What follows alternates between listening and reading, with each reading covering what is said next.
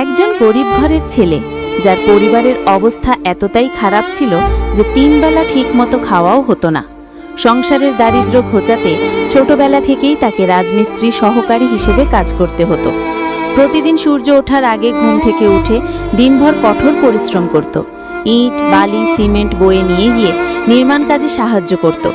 কিন্তু তার চোখে ছিল স্বপ্ন, বড় কিছু হওয়ার, নিজের জীবনের গল্প বদলে দেওয়ার। দিনের পর দিন কঠোর পরিশ্রমের পর যখন অন্যরা বিশ্রাম নিত, তখন সে পড়তে বসত। রাতের ঘুম, আরাম সবকিছু বিসর্জন দিয়ে সে নিজের স্বপ্নের পিছনে ছুটে চলেছিল। অনেক প্রতিকূলতা, কষ্ট আর সমাজের অবহেলা সহ্য করে সেই ছেলেটি একদিন আইপিএস অফিসার হয়ে নিজের পরিচয় নতুনভাবে গড়ে তোলে। আজ সে শুধু নিজের নয়, নিজের পরিবার, গ্রামের এবং সমাজের গর্ব।